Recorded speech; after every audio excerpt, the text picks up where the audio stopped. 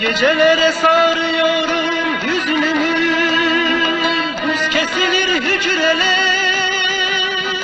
Gecelere sarıyorum hüznümü, buz kesilir hücreler. Ansızın dile gelir kelepçelerim ve taştan kelimeler.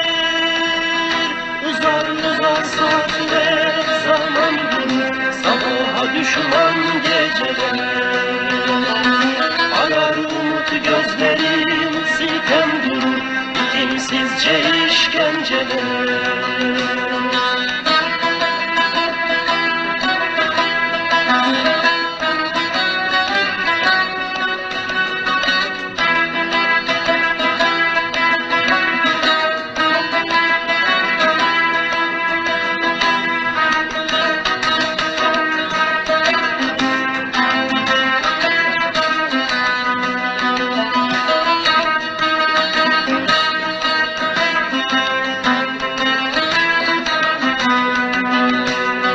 Prangalar, kelepçeler, son demir, kor ateşten mazgalar.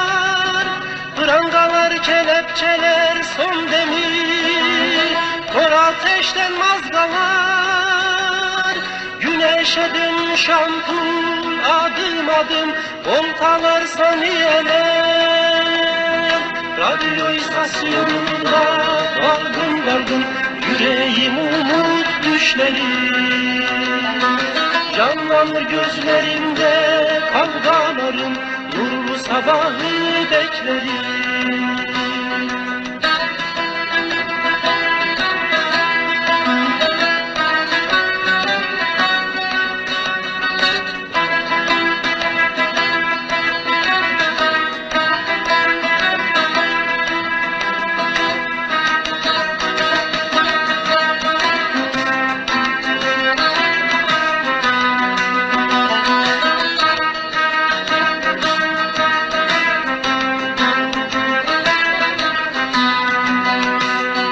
Bileklerimi bağlamış hasretim, güneş görmez mekanım.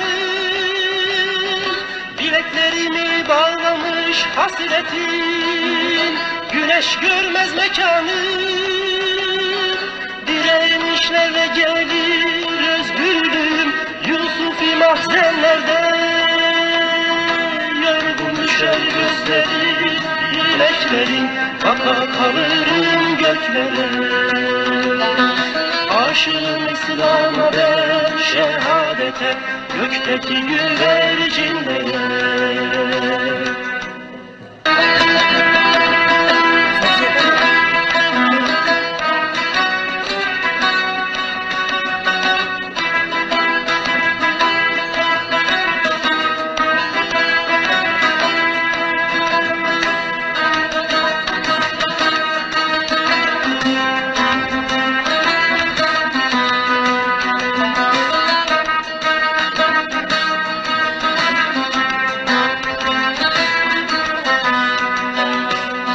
Gecelere sarıyorum hüznümü, buz kesilir hücreler.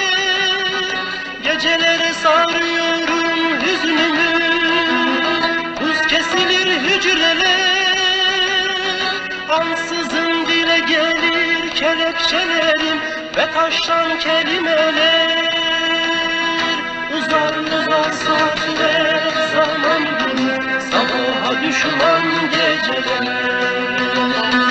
Arar umut gözlerim, sitem durur, bitimsizce işkenceler.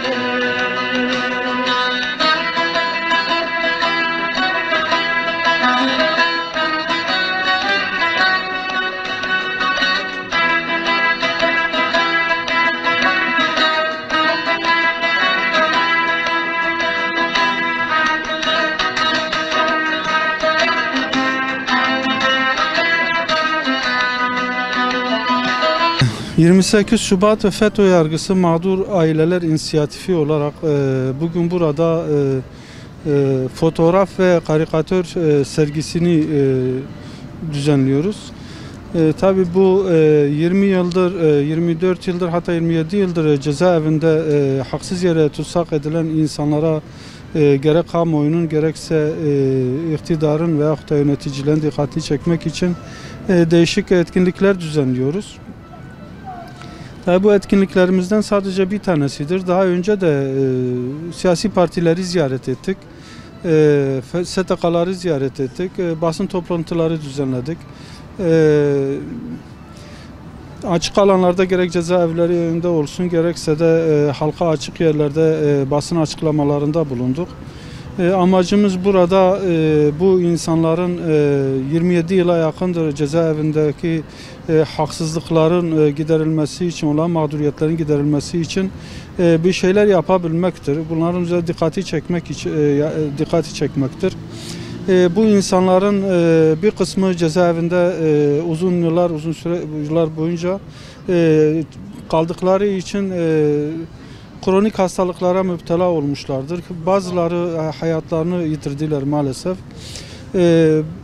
Bu insanların mağdur edildiği artık herkes tarafından bilinmektedir. Biz de bu insanlara bir nebze bu mağduriyetlerin giderilebilmesi için hem kendilerinin hem de ailelerinin mağduriyetlerinin giderilebilmesi için elimizden gelen çabayı göstereceğiz. İnşallah daha başka yerlerde de daha değişik etkinliklerimiz de olacaktır. Tabi bir süre boyunca gerek medyamızdan gerekse yani basın yayın organlarından genelde özellikle destek gördük ki Allah kendilerinden razı olsun. Bundan sonra da gerek sesimizi duyurmaları noktasında gerekse etkinliklerimizi takip etmeleri noktasından kendilerine tekrardan teşekkür ederiz. Allah razı olsun.